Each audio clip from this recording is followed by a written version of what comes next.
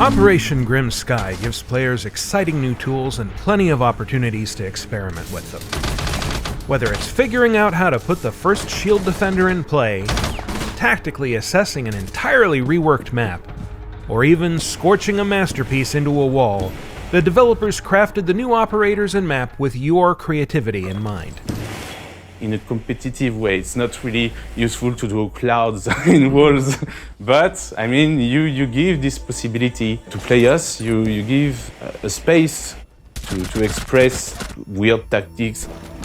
So oftentimes it's like, yeah, we're making this toolbox there, and here, have fun, and then try to create something. And then it comes back to us like, oh yeah, that's clever. When it came to creating Clash, we iterated on her biography and on her psychological profile until we thought it was just right for this character. So Clash was once a riot police officer, so she knows exactly how and when to deploy the shield. So she has a very classic London police uniform because we wanted to focus about the attitude. We wanted to focus on her face. This is where you stop.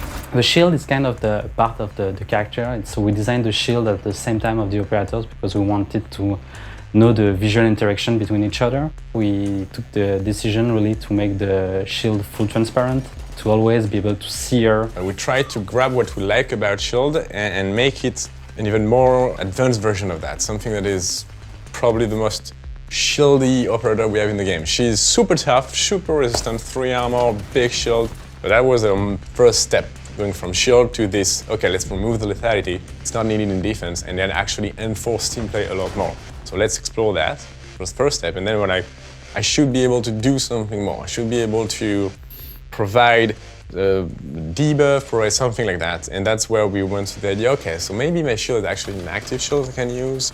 We had a few iterations where we went into actually like stopping people instantly or preventing them entirely from moving, which is makes sense in different games, in MOBAs and that kind of thing, but not so much in Siege. Like zero movement is extremely deadly.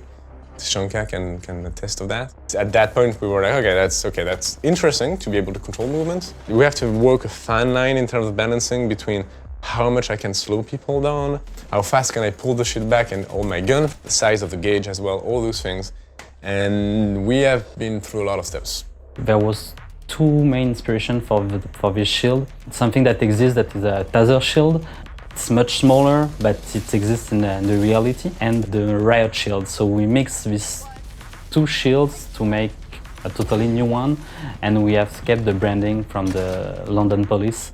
So while creating Clash, we knew that she would be from Britain. And so we had table reads when we were reading scripts and reading barks, and I would try to have a British accent while speaking her lines. Let's just say I'm not a professional when it comes to that, but I did have fun. Maverick is an operator with Delta Force. It was kind of tricky because that is a unit that doesn't exist officially. So there's no branding, there's no specific outfit, no specific weapons. His story is that he kind of gets captured and we don't know what happens to him, and then he reemerges and there's a little bit of a mystery there, and we wanted to really have that emphasis on the mystery a little bit because it's kind of unique to the operators so far. We wanted a new metal breacher because it's something that is really powerful in our game. First of all, Maverick used a very long distancing that shoot little thing that destroyed after a few seconds. So it was really like I'm doing something by shooting, and I could do it for very far distance, 20, 30, 40 meters. And that was the first thing we tried. And quickly we found that really too powerful. You could be at 30 meters, destroying a full wall.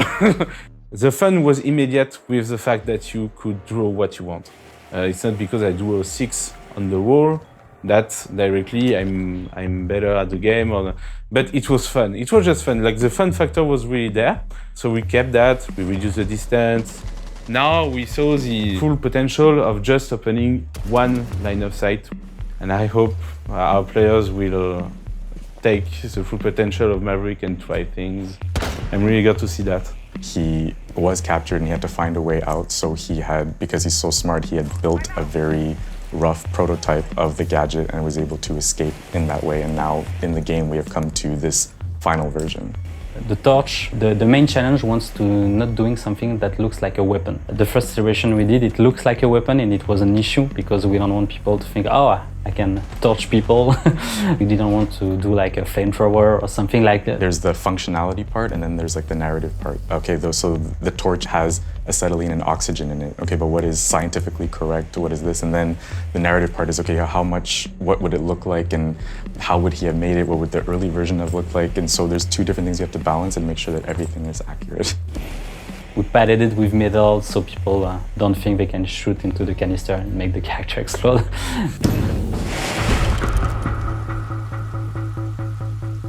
It's considered a new map. We're taking a map that from our legacy and we're putting it up to date with how the game is played now. Mostly we aim to bring it back into a more competitive state. To be able to go back and work on stuff that you did 2 years ago and just improve it is something quite unique, and it's really fun to do that again. This is the Hereford base, but we changed the concept of all the art, and the level design is completely revisited. What was Hereford at the beginning? And basically it was farms.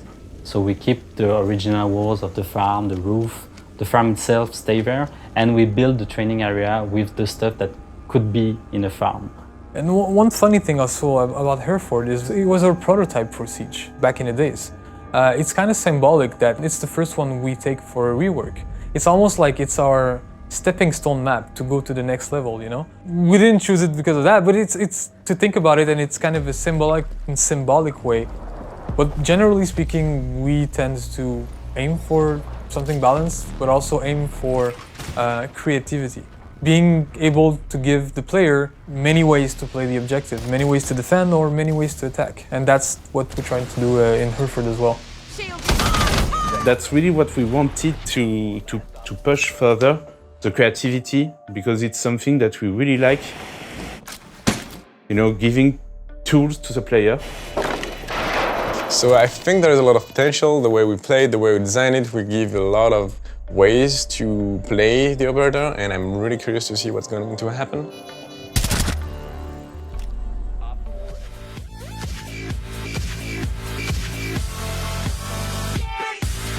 Like and share if you enjoy the video and think others might benefit from this, and of course subscribe and hit the notification button if you are new to the channel and want to be notified every time I post a video.